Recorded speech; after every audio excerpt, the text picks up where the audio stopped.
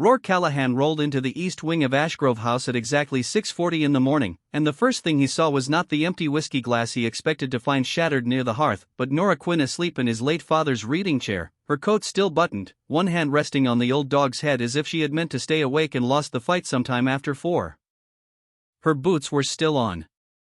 Her notebook had slipped from her lap onto the floor, open to a page of numbers, his pulse, his pain scores from the night before, written in a hand too steady for someone who had clearly not slept. For 11 weeks, Rourke had let her believe he did not notice things like this. He had never once told her that he set his own alarm 15 minutes early just to watch her wake up startled and pretend she hadn't been sleeping at all. His jaw was tight. His hands, resting on the wheels of the chair he still refused to call his own, did not move. 3 weeks from now, a room full of men in good suits would vote on whether he was still fit to run what his father had built. A locked drawer in this very study held the only proof that could stop them. And in 11 weeks, Nora Quinn had never once asked him what was inside it. He sat very still in the doorway and did not wake her. Before we begin, tell me in the comments what state you are watching from. I would love to know. And if this story touches your heart, please stay with me until the very end. 11 weeks earlier, Nora Quinn's rusted Nissan Micra died at the bottom of the gravel drive, 200 yards short of the gate, and she walked the rest of the way in the rain because she did not have the €40 a tow would cost. She was not nervous about the job. She was nervous about her brother's rent, which was due in 6 days, and the private clinic bill that was due in 11. The two men at the gate did not smile. One of them patted her down for a radio she did not have and a knife she also did not have, then waved her toward the main house, a gray stone pile that looked less like a home and more like something built to keep people out. Inside, it smelled of turf smoke and old wood polish.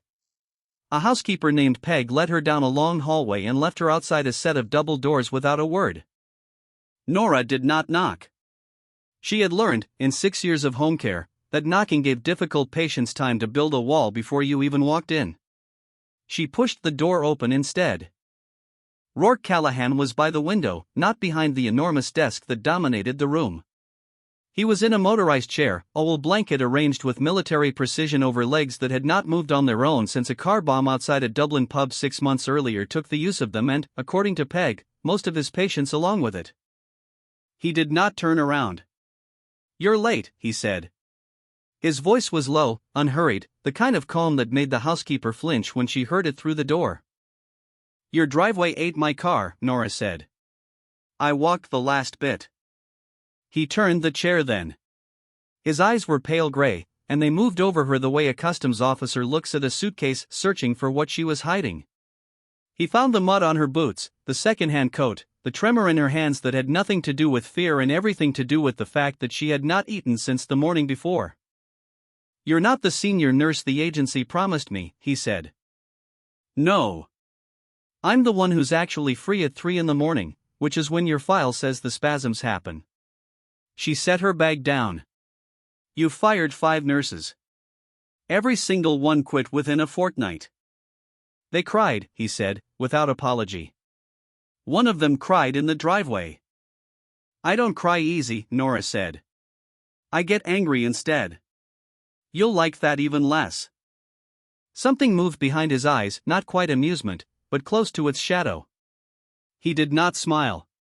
He rolled the chair forward, and Nora noticed the whiteness of his knuckles on the joystick, the tightness in his forearms, a man who hated the machine carrying him more than he hated anything else in the world. "Why are you here?" he asked. It was a quiet question. The quiet, she would learn, was the dangerous part. "My brother needs a clinic I can't afford," Nora said. There was no use lying to a man who could smell it. "You pay triple what the hospital does. I can lift you, catheterize you, and read your vitals in the dark without waking the whole house. I won't talk to you like you're made of glass, and I won't let you die of stubbornness on my watch.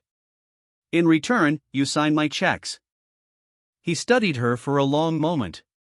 Somewhere down the hall a grandfather clock ticked, too loud in the silence. Then he said, "Peg will show you your room," and turned the chair back toward the window, which she understood, correctly, was the closest thing to a hired sign he was capable of giving. Those first weeks taught her the shape of Ashgrove House and the shape of the man inside it. She learned that his mother, Maureen, lived in the West Wing and drifted in and out of a fog the doctors called early-stage dementia, and that Rourke visited her every evening at 7, alone, and never let anyone else in the room.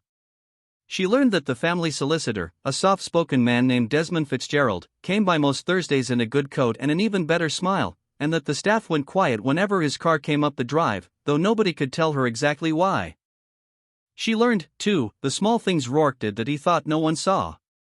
He never sent the good car for anyone else's errands, only hers. On the one evening a week she visited her brother. He kept the kitchen stocked with the tea she liked, though he drank coffee himself and had never once asked her preference aloud.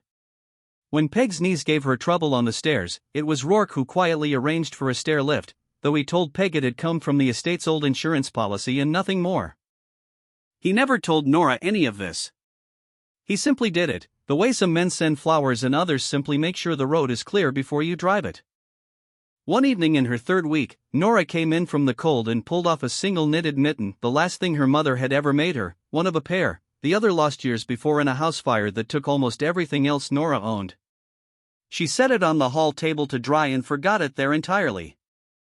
She did not see Rourke. An hour later, will pass that table, pause, and slide the small gray mitten into the drawer of his desk. She did not know that a man capable of ordering men twice his size out of a room with a single sentence had spent a full minute deciding where to keep something so small. There were other things she never saw, small and unremarkable on their own, that added up to something she was only beginning to understand. Twice, she noticed the porter at her brother's building had been paid in advance for the winter, though no one would tell her by whom. Once, when her car finally gave out for good, a replacement, modest, second-hand, nothing that would draw attention, appeared in the courtyard with the keys left on the kitchen table and no note at all. She asked Peg about it. Peg only smiled and said the house had a way of taking care of its own, and left it there. Rourke never once mentioned any of it. He was not a man who wanted thanks. He was a man, Nora was slowly realizing, who had spent so many years being feared that he no longer knew how to be thanked, and so he simply avoided giving anyone the chance. The evenings were the part of the day Nora came to understand him best. Every night at 7, without fail, he wheeled himself down the long corridor to his mother's rooms in the West Wing, and every night he closed the door behind him so no one, not Peg, not the guards, not Nora, would see what passed between them. Nora only learned the shape of it by accident, one evening when she came to bring his medication and found the door not quite shut. Maureen Callahan sat by the window in a housecoat, her hands folded in her lap, staring at nothing in particular. "You're late for supper," she said to her son, in a voice that belonged to some earlier year entirely. "I know, ma'am," Rourke said gently. Work ran long. "Your father used to say that." A pause. "Is your father joining us?" "Not tonight," Rourke said, and there was no hesitation in his voice, no impatience, only a soft and practiced kindness Nora had never once heard him use with anyone else in the house. He took his mother's hand and simply sat with her, saying nothing further, until the confusion in her eyes settled into something calmer. Nora backed away from the door before either of them noticed her. She understood, without needing to be told, that this was the 1 hour of the day Rourke Callahan allowed himself to be nothing but somebody's son and that he would never forgive her for seeing it. The present moment came rushing back to her 3 days later, when the trustee's letter arrived by courier, and Nora realized the deadline in that letter, 3 weeks, was already ticking down to 0. Nora found the letter on the study floor after Rourke had gone to bed, and she was not supposed to read it, but she did. It named a vote, a date, and a phrase she had never heard before: capacity review. Underneath, in smaller print, was Desmond Fitzgerald's signature as counsel to the family trust. She brought it to Rourke the next morning, set it on his lap without a word, and watched his face go very still, not angry, not surprised, only tired in a way she had not seen before. "They think I can't run this family from a chair," he said finally. "Can you?" Nora asked. It was not an accusation. It was the only honest question in the room. "I ran a shipping contract from a hospital bed 4 days after the bomb," he said. "I've closed 2 property deals from this study this month alone. My legs don't sign contracts, Nora. My mind does." "Then why do you look like a man who's already lost?" He didn't answer that. Instead, he wheeled to the locked bottom drawer of the desk, the one Nora had noticed but never opened, and for a moment his hand hovered over it before he pulled back. "It's not your concern," he said, and the door in his voice closed as firmly as the drawer. That was the week Nora learned what she was truly protecting had a name, and it was not her own pride. Her brother Cormac had come home from 2 tours with the Defense Forces, changed in ways the family doctor called post-traumatic stress and Cormac himself called nothing at all. He did not sleep through gunfire on television. He flinched at slammed doors. Twice that year he had disappeared for days, and once the guards had found him sitting in a stairwell, unable to remember how he got there. The private clinic in Dundrum was the only place that had gotten through to him, slow, expensive, and working. Nora had not told Rourke the full truth of it, only that her brother was unwell and the treatment was dear. She had not told him because need, in her experience, made people cruel or made them leave, and she had already lost enough people to be careful with who she let see the whole of it. "If he stops the treatment," she told the empty kitchen one night, not knowing Rourke's chair had stopped just outside the door, "my brother might not come back from wherever he goes." Her Thursday visits to the clinic in Dundrum were the one part of the week she guarded fiercely. She would find Cormac in the small sitting room, still in the tracksuit he'd worn for days, his hands never quite still in his lap. Some weeks he knew her the moment she walked in. Other weeks he flinched at the sound of the door and needed a full minute before his eyes cleared and found her face. "You look tired," he told her one evening, more lucid than he'd been in a fortnight. "Is the new job hard on you?" "It's fine," Nora said, the way she always said it, folding the truth down small enough to fit in her pocket. "The house is grand. Big and cold, but grand. And the fella who owns it. They say he's not a man to cross." "He's not," Nora agreed. "He's also the only person I've met in years who doesn't flinch when I tell him the truth." She reached over and straightened the blanket across her brother's knees, an old habit from childhood neither of them ever mentioned aloud. "You keep getting better, Cormac. That's the only job I care about." He caught her hand before she could pull it away. "Don't let anyone make you choose between me and yourself, Nora. You've done that your whole life. I'd rather lose the treatment than watch you disappear into somebody else's problems again." She didn't answer that. She only sat with him until visiting hours ended, the way Rourke sat with his own mother every evening at 7, and drove back to Ashgrove with the weight of it pressing against her ribs the whole way. Rourke never mentioned the kitchen, or what he'd overheard there. But the following week, without a word, the clinic's invoice to Nora's account simply stopped arriving. She would not learn for a long time that Rourke Callahan, a man the newspapers called dangerous and untouchable, had quietly settled 6 months of her brother's care and instructed his accountant never to mention it. Desmond Fitzgerald arrived the following Thursday in a grey wool coat and a smile built for church steps and funeral processions alike. He was, by every public account, a pillar of the community, a trustee of 2 hospitals, a warden at his parish, a man whose name appeared on charity galas and courtroom victories in equal measure. He greeted Nora in the hallway with a warmth that did not reach his eyes. "You must be the young woman keeping our Rourke alive," he said pleasantly. "Tell me, has he been sleeping? Eating? The trustees do worry, you understand. A man in his condition, running an empire like this, it's a great deal of strain." "He's stronger than people give him credit for," Nora said. "I'm sure he is." Fitzgerald's smile did not move. "Strength of will only carries a man so far, though, when the body has other plans. I've seen it before. Best for everyone, in the end, when the family steps in early, before there's an accident nobody can undo."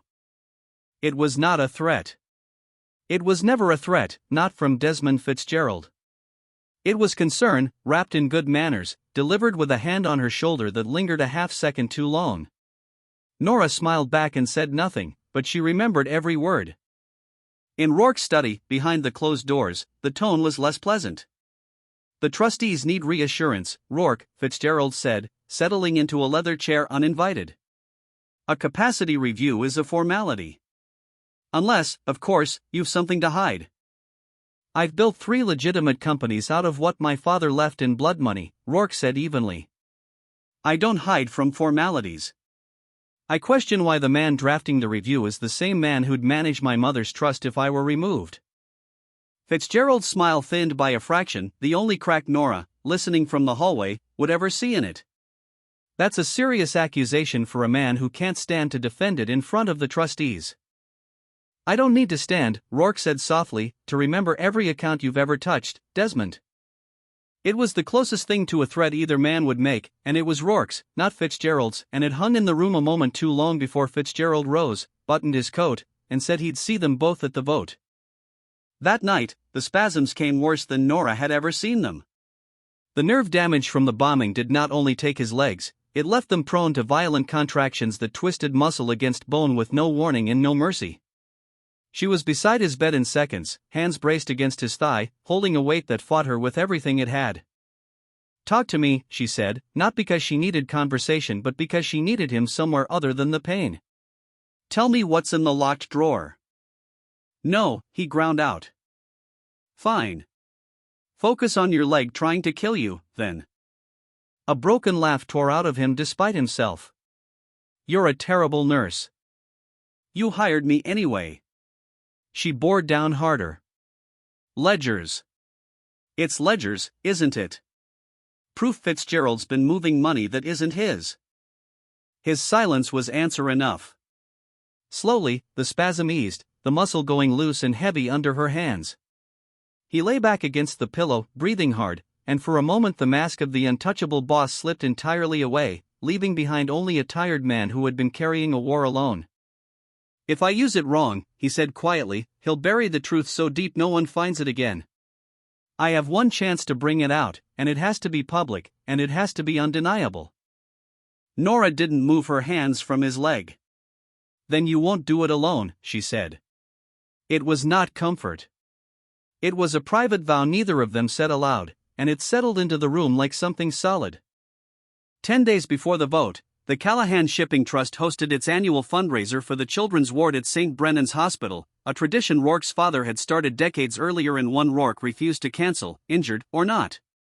It was, Nora understood as soon as they arrived, exactly the kind of public stage Fitzgerald had been waiting for, a room full of doctors, donors, and cameras, all gathered under the banner of charity. Fitzgerald found them within the first 20 minutes, a glass of sparkling water in hand, his voice pitched just loud enough to carry to the small cluster of donors nearby. Rourke, you look tired, he said, with the practiced concern of a man who has rehearsed his sympathy in a mirror. Are you certain tonight isn't too much? We wouldn't want an incident in front of the press. I've managed worse rooms than this one, Desmond, Rourke said evenly. Of course you have. Fitzgerald smiled at the donors around them. It's simply that the board has grown concerned. A man cannot run a shipping empire from a hospital corridor, however admirable the effort. He let the words hang, and Nora watched two of the donors exchange a glance that had not been there a moment before. It was not a shout. It was worse, a single sentence, delivered gently, designed to plant a seed of doubt in a room full of people who mattered. Nora felt the old, familiar anger climb her throat, the same anger that had gotten her into trouble with worse men than this one. She said nothing. Not yet. It was a small boy from the children's ward, no older than 7, wheeled out in his own chair to thank the donors for a new playroom, who broke the tension without meaning to. He rolled straight past the podium toward Rourke, tugged at the arm of his chair, and said, loud enough for half the room to hear, "You've got wheels like mine." The room went quiet in a different way this time, not the cold silence Fitzgerald had built, but something warmer, unplanned. Rourke looked down at the boy for a long moment. That we do, he said, and something in his face, some old hardness, softened by a fraction that every camera in the room happened to catch. Fitzgerald's smile thinned. He had not planned for that. Later, in the car park, away from the cameras, he caught Nora alone by the entrance. His voice dropped the pleasantness it wore in public. You've done well for yourself, Miss Quinn. A house, a wage, a brother's clinic, bills quietly disappearing. It would be a shame if all that vanished the moment your employer's signature stopped being worth anything. He let the words settle, unhurried, the way a man drops a single stone into still water and waits to watch the rings spread. Family loyalty is a fine thing. Until it costs you everything you've built. He did not raise his voice. He did not need to. Nora stood very still, her pulse loud in her own ears, and understood for the first time that Fitzgerald knew exactly who Cormac was, and exactly what leverage that knowledge gave him. She did not tell Rourke what was said in that car park. Not that night. But she carried it back into the house like a stone in her coat pocket, heavy and cold, and it was still there 3 days later when the trustees' vote was moved, at Fitzgerald's insistence, to the spring gala at the Shelbourne, a room full of Dublin's better families. Easier, he said smoothly, to make the announcement of Rourke's graceful transition somewhere dignified. Nora understood it for what it was, a stage built for public humiliation, dressed up as kindness. She helped Rourke into a charcoal suit that fit his shoulders like it had been poured on, tucked the blanket he refused to be seen without over his knees, and said nothing about how his hands would not quite stop moving on the wheel controls the whole drive into the city. The ballroom was full of crystal and low music and the particular kind of laughter that costs money to learn. Chandeliers threw soft gold light across marble floors polished to a mirror shine, and waiters moved between tables with trays of champagne that cost more per glass than Nora used to make in an hour. She kept close to Rourke's chair, the folder tucked inside her handbag, its edges digging faintly into her palm every time she shifted her grip. Fitzgerald worked the room like a man already certain of his win, shaking hands, kissing cheeks, pausing more than once to rest a sympathetic hand on Rourke's shoulder for the benefit of anyone watching. He introduced Rourke to old friends with a gentleness that sounded, to anyone who didn't know better, like genuine affection. Such a fighter, he told a table of donors, loud enough to carry. We're all praying for a full recovery. Whatever that ends up meaning for him, business-wise. Nora watched the words land, watched two of the women at the table exchange a look of practiced pity, and felt her stomach tighten. This was how empires changed hands, she realized, not with guns or threats, but with a well-placed sentence and a room too polite to ask a follow-up question. Ladies and gentlemen, he said at last, tapping a glass, before the evening continues, the trust asks a moment of your attention for a small matter of family business. He spoke of Rourke with practiced tenderness, a tragedy, a brave fight, a family that only wanted what was best. He spoke of a temporary stewardship that would let Rourke rest and heal without the burden of the business. He did not once raise his voice. He did not need to. The room nodded along, moved by a performance so smooth that even Rourke's own mother, wheeled in for the occasion in a moment of lucidity, looked uncertain. It was the moment Fitzgerald reached for his final card, a folder of medical opinions, paid for and packaged, that Rourke's hand found Nora's under the table and squeezed once. Not a request. A signal. Nora stood. "Excuse me," she said, and her voice cut through the polite murmur of the ballroom with a clarity that startled even her. "Before anyone signs anything, I think you should all hear what I've been carrying in my bag for the last 6 days." Fitzgerald's smile did not falter, but something behind his eyes went very still. "I don't believe the boy's nurse has a seat at this table." "I'm not asking for a seat," Nora said. "I'm asking for 2 minutes." She set a slim folder on the table, copies of the ledgers Rourke had spent 6 months quietly gathering, proof of funds moved from the family trust into accounts bearing Fitzgerald's own signature, dated months before Rourke's injury and continuing long after. "Mr. Fitzgerald has spent a great deal of energy tonight convincing this room that Mr. Callahan's mind can no longer be trusted. I'd ask this room to consider whose hands have actually been in the accounts while everyone was busy watching a man in a wheelchair instead." The room did not gasp. It did something worse, it went utterly silent, the kind of silence where every eye moves at once. Fitzgerald's composure cracked for the first time all evening, a thin white line appearing at the edge of his smile. "This is a fabrication," he said, too quickly, too loud for a man who had never once raised his voice before. "A desperate nurse, coached by a desperate client." "I've been coached by exactly one thing, Mr. Fitzgerald," Nora said. 6 years of watching men like you decide who's strong enough to be believed." It was Rourke's mother, Maureen, who broke the silence that followed, her hand rising unsteadily from her wheelchair, her voice thinner than it used to be but entirely clear. "Desmond Fitzgerald handled my late husband's affairs for 30 years, she said. "I trusted him blindly. I won't make that mistake with my son." She looked at Rourke, and for a moment the fog in her eyes cleared entirely. "You were never the broken one in this family." He was. A small boy, Cormac's daughter, seated at the family table in a stiff green dress, too young to understand the tension but old enough to feel it, tugged Nora's sleeve and asked, in the clear voice only children have, "Is that the man who sends the taxis for Uncle Cormac?" The room did not know what she meant. Rourke did. So did Nora. It was one small, unbearable proof, a child confirming a kindness Rourke had never claimed credit for, and it landed harder in that ballroom than any ledger could. The head trustee, an elderly man named Boyle who had known both Rourke's father and Fitzgerald for the better part of 30 years, rose slowly from the table and studied the ledgers for a long, silent minute. "These will need to be verified," he said finally, "but they will be verified tonight, by an independent auditor, before this room votes on anything." He looked at Fitzgerald over the rim of his glasses. "You'll understand, Desmond, if we ask you to wait outside while that happens." Fitzgerald's driver was waiting for him before the trustees had even finished their whispered conference. He did not run. Men like him never do.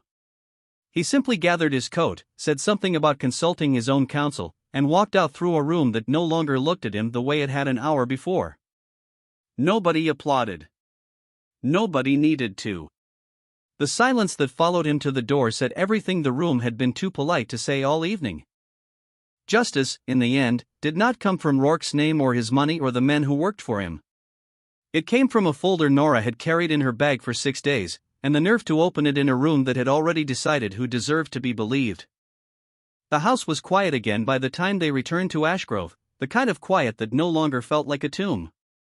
Peg had left the hall lamp burning for them, and somewhere upstairs Maureen Callahan slept peacefully, unaware of everything that had shifted in the world beneath her.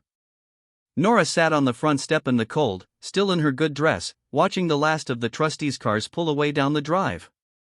Rourke wheeled out to join her, a wool blanket over his knees out of habit more than need. "You could have told me you were building a case," Nora said. "Instead of carrying it alone for 6 months." "I wasn't carrying it alone," he said.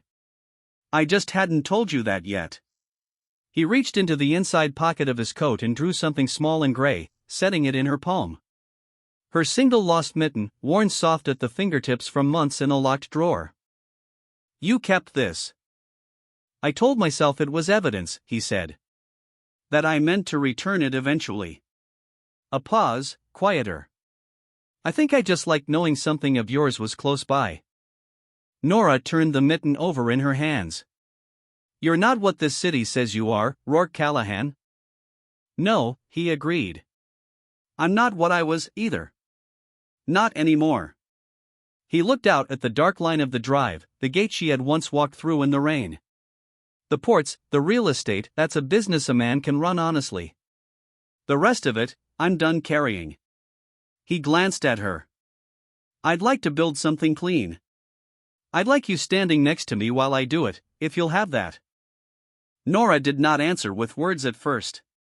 She reached over and laced her fingers through his, the mitten still caught between their palms, and let the quiet sit between them the way it hadn't been able to since the night he'd wheeled into a room and found only silence waiting for him. "I'm not here for the money anymore," she said finally. "I never really was." "I know," Rourke said. "That's exactly why I trust you with it." 6 weeks later, Nora Quinn made her choice the way she had made every choice that mattered in her life, quietly, without an audience, on an ordinary Tuesday morning. She did not sign a contract or accept a ring. She simply moved her few boxes into the east wing of Ashgrove House, hung her mother's photograph on the wall beside her bed, and told the agency she would not be taking any further placements. Cormac came to see the new room himself, steadier now than he'd been in a year, and stood a long while at the window looking out over the grounds before he told his sister, quietly, that for the first time since he'd come home from service, he didn't worry about her at all. Rourke Callahan had built an empire out of fear. Nora Quinn had built a life out of showing up. And in the end, it was never the man in the chair who needed rescuing, it was the both of them, learning together that the strongest thing a person can do is stay in the room after everyone else has decided you're too broken to matter.